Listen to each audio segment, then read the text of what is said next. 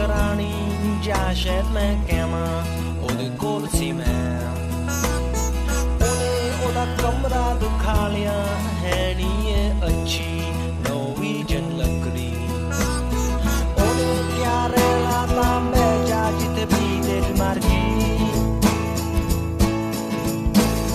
ਮੈਂ ਆਲੇ ਦੁਆਲੇ ਦੇਖਿਆ ਕੋਈ ਉੱਥੇ ਕੋਸੀ ਨਹੀਂ ਸੀ ਮੈਂ ਦੂਈ ਤੇ ਬਹਿ ਗਿਆ ਸਮਾਂ ਸੋਚ ਕੇ ਉਹਦੀ ਸ਼ਰਾਬ ਪੀ ਕੇ ਅਸੀਂ 2 ਵਜੇ ਤੱਕ ਗੱਲਾਂ ਕੀਤੀਆਂ ਫੇ ਉਹਨੇ ਕਿਹਾ ਸੌਣ ਦਾ ਸਮਾਂ ਹੋ ਗਿਆ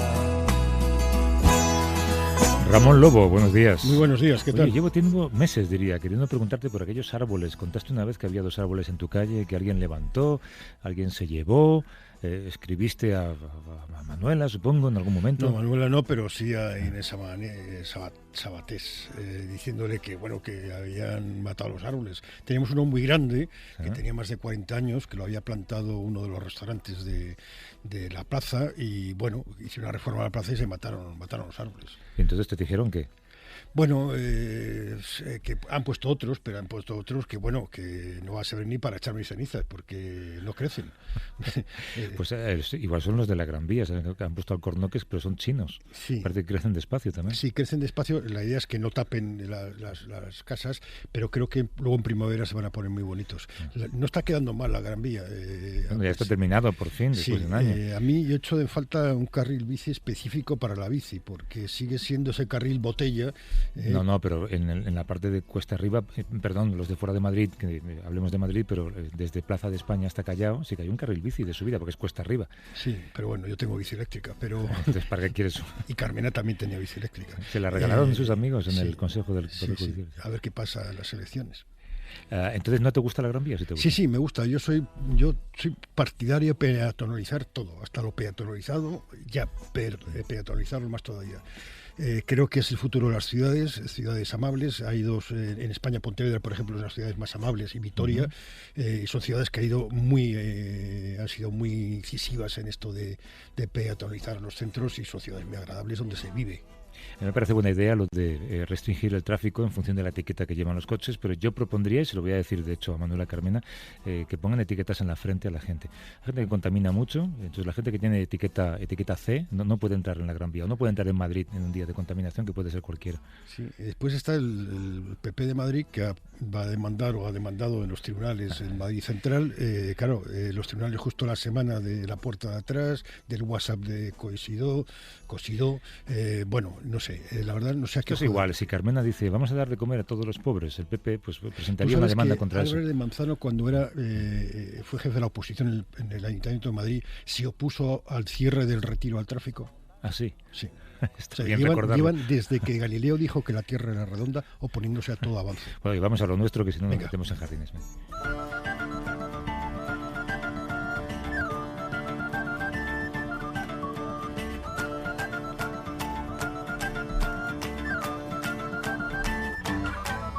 Nacimos para aguantar lo que el cuerpo sostiene. Aguantamos lo que vino y aguantamos lo que viene. Aguantamos aunque tengamos los segundos contados. Nuestro cuerpo aguanta hasta 15 minutos ahorcado. Aguantamos latigazos que nos corten los 2 brazos. Fracturas en cualquier hueso. 3 semanas como un yeso. Aguantamos todo el tiempo las ganas de ir al baño para ver el cometa Halley. Hay que aguantar 70 años. Aguantamos la escuela, la facultad. De calle 13. Calle 13. Y el 13 de noviembre comenzó en Nueva York un juicio sin precedentes. Teníamos ganas de ocuparnos un poco de él. Es el mayor proceso por narcotráfico en la historia de Estados Unidos. Nos referimos lógicamente al juicio contra el Chapo Guzmán y contra su hegemónico cártel de Sinaloa. Es un espectáculo este juicio, ¿eh? Todo lo que le rodea, los transportes, todo. Sí, va a durar como 4 meses. Ya han salido, uno de sus lugartenientes, Jesús Zambada, ya ha estado echando porquería contra el gobierno de Calderón, que yo supongo que tiene bastante, y también contra el futuro presidente que toma posesión el día 1, López Obrador. Esto habrá que ver qué es lo que da, pero sí es una radiografía de cómo ha funcionado el narco. El problema de México era que de 2 grandes carteles, ahora hay decenas de pequeños carteles y es muy difícil de controlar.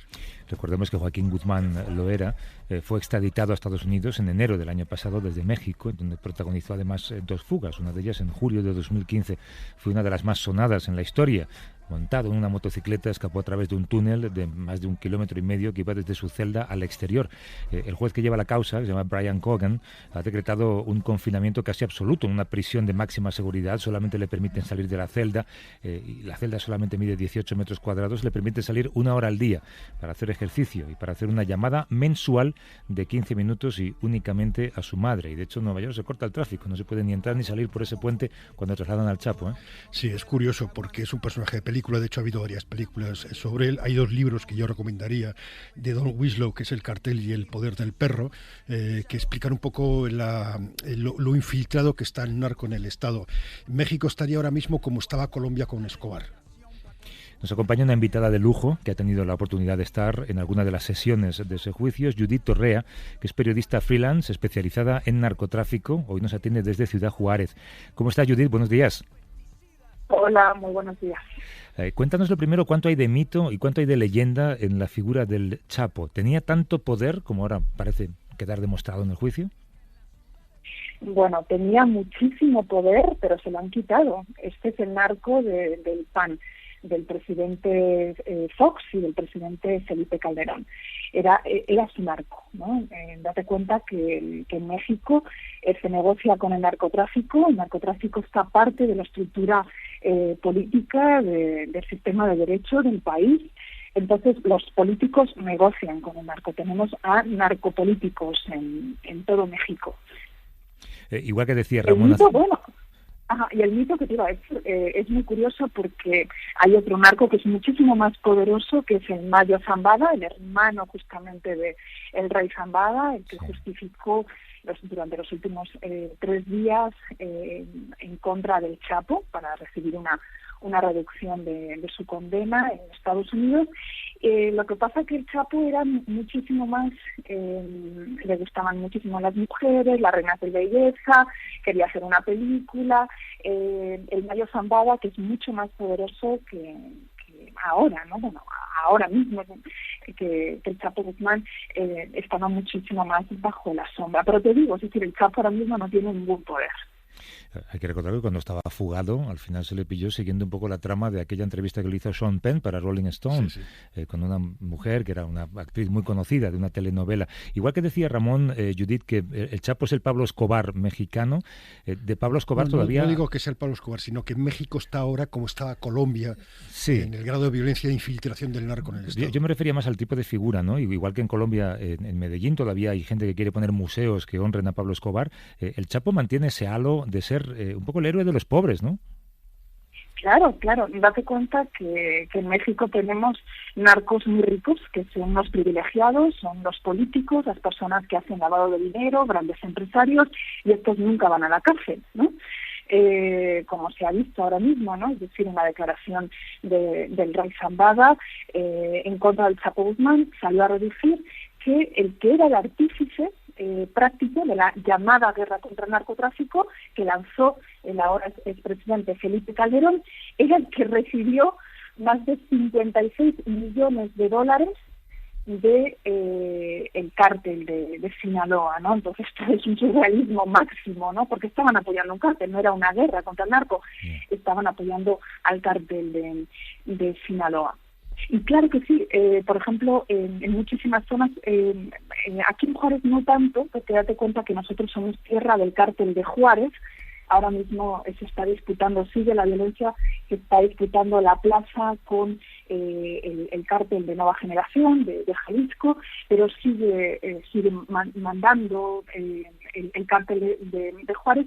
Entonces no se ve tanto ese mito del Chapo, pero en muchísimas partes de México, en su estado, en Sinaloa, en muchísimas partes, incluso para la comunidad inmigrante de Estados Unidos, para muchos de ellos representa, pues bueno, es el más chingón, es decir, es una persona que por la pobreza, que por sus circunstancias y por ser muy listo, ascendió muchísimo en el narcotráfico, que es un negocio internacional ilegal, y que ascendió muchísimo y que llegó hacia donde llegó. Pero bueno, cuando no quisieron que no llegase a más, pues bueno, lo entregaron lo encerraron y lo entregaron a Estados Unidos, ¿no?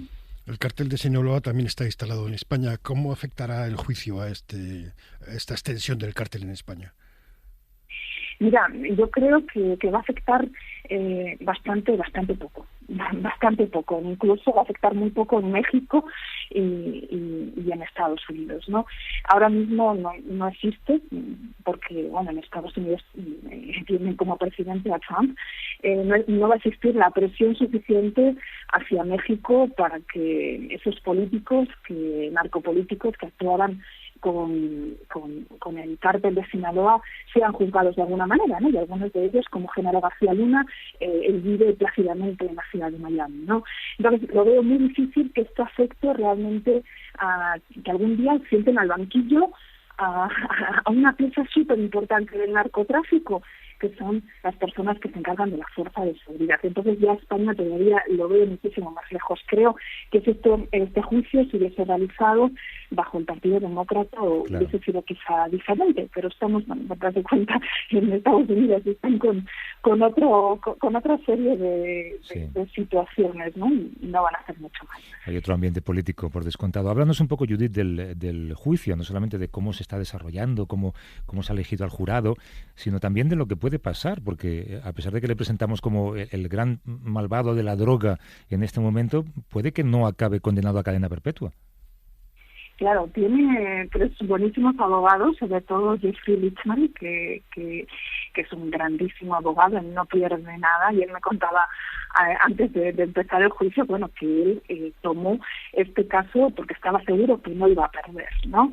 Entonces, igual tenemos alguna sorpresa y le dan solamente 20 años de condena y poco a poco es muy difícil justificar de lo que le están acusando. Tampoco te puedo decir que Chapo Guzmán es un agricultor que cultiva tomates como él se presenta, ¿no? Es decir, ni tanto ni tampoco, ¿no? Porque es un poco ridículo. Pero lo que está muy claro es que se está demostrando la hipocresía de ese negocio llamado narcotráfico. Mira, el otro día, cuando estaba en Rey Zambada, que ha sido el principal testigo, y se encargaba antes de la contabilidad del cártel. Es decir, los cárteles, cuando él estaba hablando, hablaba como de una empresa. Es como si te está hablando un directivo de Coca-Cola y te dice cómo están exportando la Coca-Cola y cómo llega hacia otras partes de México, ¿no? Pues al revés, ¿no? Cómo llega hacia Estados Unidos, ¿no? Se hablan de esa estructura, ¿no? Y entonces yo creo que se van a caer bastantes mitos, pero no sé cuánto realidad, ¿no? Porque creo que los mitos verdaderos que se instalan en la población son los que se ven por Netflix, ¿no? Yeah. Viendo la serie del Chapo, ¿no? Judith, en el terreno un poco más personal, tú eres periodista, eres freelance, te dedicas a cubrir este tipo de información. ¿Tienes miedo? Yo creo que no solamente miedo de que te pase algo, miedo de que te pinchen los teléfonos, de recibir algún mensaje incómodo. Bueno, miedo no tengo, ¿no? Pero eso es una situación bastante común en Ciudad Juárez, donde yo vivo. Pero a mí lo que me daba el otro día, siguiendo el juicio, me daba mucha rabia, exactamente. Yo me preguntaba de los miles de muertos que ha habido la llamada guerra contra el narcotráfico del presidente Calderón, que se estaba demostrando, ¿no? Que por primera vez estaban dando esos datos dentro de una corte de Estados Unidos, ¿no? Que se estaba demostrando, se estaba accediendo a una de las mayores fuentes y que realmente corroboraba lo que muchos periodistas hemos dicho, ¿no? Que bueno, yo personalmente, que soy un poco mi guerra, ¿no? Porque es una ciudad que yo amo personalmente, aunque como esta gente sabes que soy de Navarra, que soy de española, pero bueno, que se estaba demostrando eso, ¿no? Que era una guerra no para acabar el narcotráfico, sino para apoyar un cártel, ¿no? Y ahí te preguntas, ¿no? Te preguntas por qué más de 20.000 muertos en Ciudad Juárez durante la guerra contra el narco, por qué más de 10.000 niños huérfanos que ya se han convertido en los sicarios del presente, por qué tantos desaparecidos, por qué tantas desaparecidas, ¿no? Como al final es solamente un negocio, y un negocio en el que no solamente los pobres y algunos poderes más listos, como el Chapo Guzmán, son los culpables, sino que hay algo que es inadmisible, ¿no?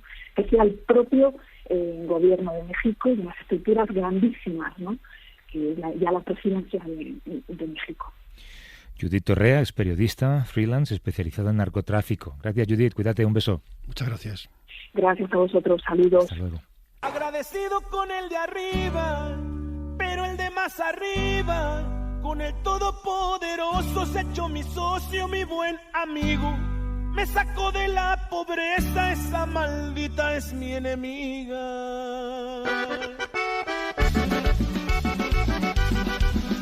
No era todo lo buena que nos hubiera gustado la conexión con Judith en Ciudad Juárez, pero yo creo que merece la pena porque es una de las mujeres que más sabe de narcotráfico, ¿verdad? Lleva muchos años ahí en Ciudad Juárez, aunque tiene que salir de vez en cuando a oxigenarse en Estados Unidos. Desde luego, bueno, y por seguridad. A cualquier cosa se le llama oxigenarse, ir al Imperio Trump. Seguimos con la mirada puesta en México un momento más, porque el próximo 1 de diciembre, como decías, el nuevo presidente de ese país, Andrés Manuel López Obrador, va a tomar posesión del cargo. Es una ceremonia que va a reunir además a jefes de Estado de 28 países. Está despertando máxima expectación esa ceremonia. Sí, ya tiene críticas y no le han dejado ni siquiera tomar posesión. Hombre, es la gran esperanza de México. Las dos últimas elecciones hubo una gran campaña del miedo para que no ganara. Ganó Calderón primero y después Peña Nieto, que juntos los dos, bajo sus presidencias, ha habido más de 250.000 muertos. Y bueno, López Obrador se enfrenta ante el narcotráfico, la corrupción y quizás la desigualdad. México es uno de los países más desiguales de América Latina. Es un izquierdista que promete cambios profundos para acabar con la corrupción. Cuesta creer lo primero y lo segundo. Sí, bueno, tiene algunas ideas como crear una Guardia Nacional, que ha creado una gran polémica, donde están en contra desde la Policía Federal hasta Human Rights Watch. En México el problema es que el narcotráfico ha penetrado casi todas las instancias de gobierno, que es un poco lo que pasaba en la Colombia de Escobar, y ahora lo que hay que hacer es desandar, limpiar todos esos instrumentos desde policía, militares, jueces, la fiscalía. Policías fronterizos, que también tienen mucho que ver. ¿Qué retos le esperan al nuevo presidente? Pues nos atiende desde allí Luis Pablo Boregar, que es corresponsal del País en México. ¿Cómo está, Luis Pablo? Buenos días. ¿Qué tal? Muy buen día. Muchas gracias por tenerme con ustedes. En absoluto. Y es curioso un poco lo que mencionaba Ramón. Llevamos 5 meses de transición y hay algunas bromas que se dicen aquí en México que ya más parece que lo que se celebrará el 1 de diciembre es más el primer informe de gobierno de López Obrador que la toma de posesión, ¿no? Por el vertiginoso ritmo que tiene el presidente electo. Pero estamos un poco a la expectativa a ver que, pues un poco lo que cuentan desde las líneas maestras que se han pintado en estos 5 meses de transición. Claro, porque él dice reducir las desigualdades sociales y acabar con la corrupción. Eso es casi como prometer el sol. Exactamente, y más en un país donde han sido precisamente esos temas los que han ayudado a que tuviera una abrumadora o una aplanadora victoria en las elecciones del 1 de julio, ¿no? Donde más del 50% de los electores con 30 millones de votos votaron a un político que se presentaba por tercera vez y siempre repitiendo un poco este discurso antiélite, quizá un poco como que está de moda en el panorama internacional, y también un discurso muy afinado de tratar de terminar con la corrupción en la política en México, de que efectivamente es uno de los retos que tienen todos los que llegan al poder y que lo han prometido en alguna vez. Lo que sí ha sorprendido es que hemos visto a López Obrador dando un paso para atrás, es decir, ya presidente electo ha moderado un poco más, en la campaña ya moderó bastante sus opiniones, pero como presidente electo ya lo hemos escuchado decir cosas, por ejemplo, que él no va a juzgar a políticos corruptos de gobiernos anteriores, uno de ellos obviamente el de Enrique Peña Nieto, el de su antecesor Felipe Calderón y el de Vicente Fox. Cosa curiosa y que ha sorprendido mucho a sus bases y a sus electores, que dijeron, bueno, pues era uno de los motivos por el cual lo votamos, ¿no? Sí, es un poco el caso de Lula, ¿no? Que se tenía tanto miedo cuando iba sin corbata, luego cuando llegó a presidente se le puso corbata y bueno, ya parecía respetable. Ahora le acusan de eso, de haberse plegado a los poderes económicos. Efectivamente, también una de las cosas que han sorprendido, como mencionan ustedes, una es la Guardia Nacional, donde se pensaba que también con su partido, que es un movimiento que nació, no nació específicamente como un partido político, sino tuvo un proceso que fue primero una asociación civil, se fue convirtiendo casi en un movimiento político social que fue adhiriendo siempre simpatías en torno a esa figura que es muy particular en México, que es Andrés Manuel López Obrador, que efectivamente yo creo que se puede comparar más a la figura de Lula de Brasil que a Hugo Chávez de Venezuela, que a la derecha latinoamericana le encanta pues encasquetársela a todos los líderes latinoamericanos, y no es así, pero sí hemos visto, por ejemplo, que ha llegado y ha anunciado a un consejo asesor de su presidencia, que está conformado por los empresarios que en el pasado criticó. Son empresarios de las principales televisoras, presidentes de las principales televisoras, tenemos gente también de grupos de conglomerados con muchísimo poder que conforman pues lo que hablaban de la desigualdad, ¿no? Es un país que es la 14ª economía del mundo, pero tiene 53 millones de pobres, porque toda la riqueza está concentrada en 16 personas. Entonces sí ha llamado la atención, por ejemplo, este grupo empresarial que se acercarán al oído del presidente electo, cómo es posible que se combata la desigualdad cuando se ha rodeado de ese grupo de empresarios. Y otro tema polémico también ha sido la Guardia Nacional, ¿no? Así que se acercarán al oído y tendrán el oído del rey, como dice el cuento. Qué pronto cambian las cosas, ¿eh? Qué desilusión algunas cosas. Y hablabas antes de antipatías y de enemistades y de amistades. ¿Su relación con Donald Trump, cuál crees que puede ser? En el plano internacional será interesante ver qué es lo que representa Trump. Ahora tiene una luna de miel y se vuelve a repetir algo que en México es muy común, ¿no? Todos los presidentes electos piensan que tendrán una gran relación con Estados Unidos. Es algo que se presume, pero cuando llegan, en este caso a Los Pinos o a Palacio Nacional, empiezan a ver la realidad, un poco como ha pasado con la Guardia Nacional y la lucha contra la delincuencia, o como ha pasado con este tema de los empresarios. Se darán cuenta que lidiar con Washington no es cualquier cosa, no es una pera en dulce, ¿no? Luis Pablo Borregard, que es corresponsal del País en México. Gracias por atendernos, Luis Pablo, un abrazo. Muchas gracias. Muchas gracias, un saludo. Hasta suerte. Tiene una cosa en común con Trump, que es el ego, es muy narcisista. López Obrador. Estaba pensando que a la Gran Vía le podrían haber puesto la Avenida Reforma, habría sido un buen nombre. Mira, está bien. En un momento dado se llamó Pi Margall y la parte final se llamaba Eduardo Dato hace muchísimo tiempo. La Avenida Reforma suena muy Podemos. Sí, pues no sé, no hables de Podemos, que se nos pone Pablo Casado. Vamos a plantearlo. Venga.